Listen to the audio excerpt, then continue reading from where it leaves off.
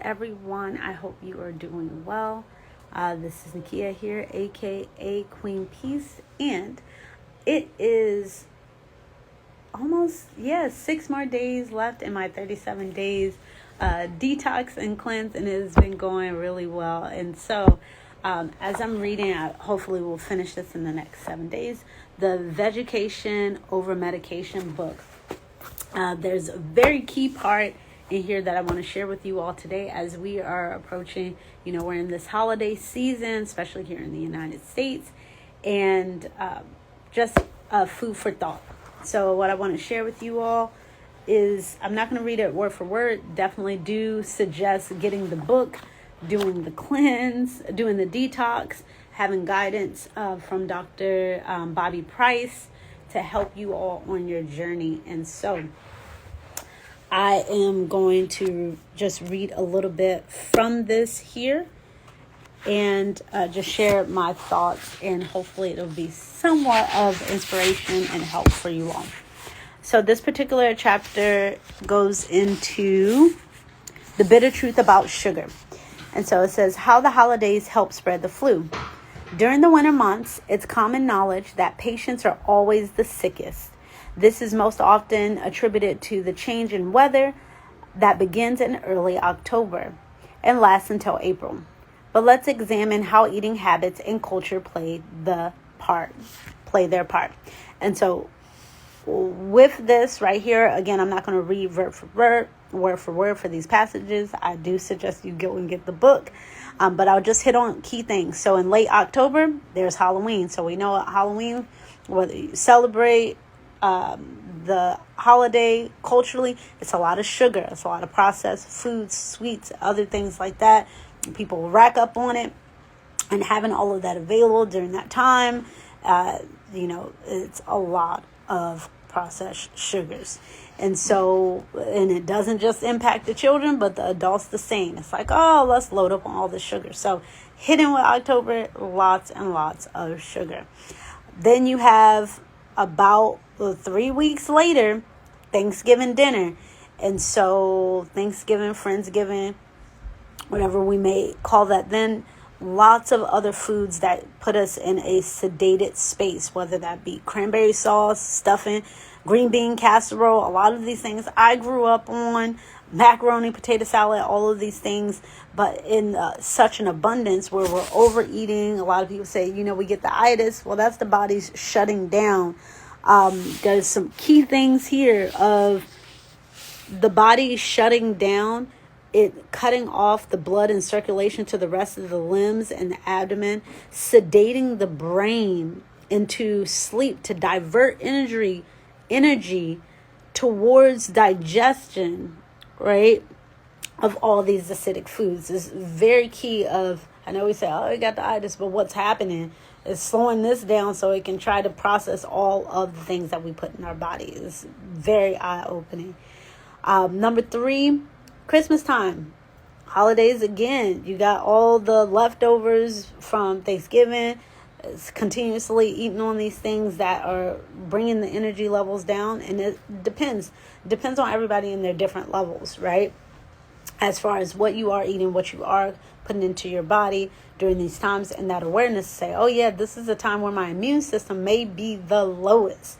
How can I put in foods that help to boost my immune system during this time, give myself the necessary strength so that when it does get colder, or the elements outside are more harsh and my immune system needs a boost, that now I'm putting in foods, welcome in love, putting in foods to help boost my immune system versus bring it down.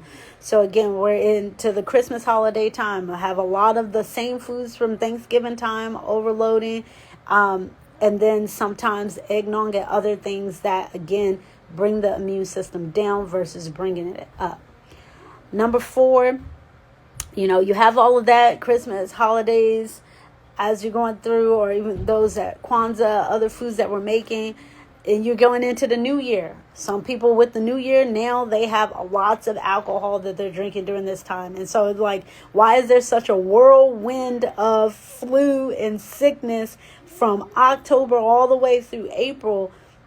these pieces that Dr. Bobby Price has put together that I think we all are aware of, but maybe not putting the pieces together of why we're getting sick during these times, and that we, instead of kind of overindulging and having a lot of these things, the nostalgia of, going to grandma's house and eating all the everythings, spacing out and saying, okay, I can eat and enjoy and fellowship with family and friends, and I can also have healthy, nourishing foods, fruits, vegetables, juices, smoothies to incorporate during this holiday season that actually brings about more life. And that is a process. I remember the first time I brought some raw food to Thanksgiving, everybody was like, that bird food. But I have food that was nourishing to myself. And having those things are so important. And so as we're going into the new year, the epiphany here is, why is it that the flu season pops up around the same time every year? And so just one note here, I want to quote from Dr. Bobby Price, and that is that there's nothing special about annual strains of flu bug. By the way, the predictions of which represent purely educated guesswork, because the vaccines need to be created at least 6 months before every flu season. Again, vaccines need to be created at least 6 months before every flu season. So there's a program already in place of knowing around what time people will get sick. So no matter if it's breads, pies, cake, macaroni and cheese, potatoes, juice, cranberry, all of these that incorporate high levels of processed sugars, processed foods, start to be aware. This is like a big thing for me. I started seeing, oh my goodness, it's in everything. And there are ways to get natural sweeteners without having that processed white sugars in everything that you make. And so once you see that, then the drive for me on your energy, on your face being clear, on, weight gain, other things like this, overall just energy to do what you love to do. It helps to then find the replacements, find the healthier options to give you energy versus take away from it. And so the cool thing about this, again, learning about the weather that impacts us, our stress during this time, and the food habits that we have. My charge to you all is take a look at your current practices. Look at what foods that you're incorporating this holiday season. Is there something that you would like to make a change so that you can have the opportunity to eat more foods that bring you life?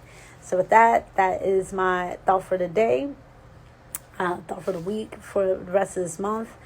Feel free if you're looking for different food options. I know I have a few down on my page.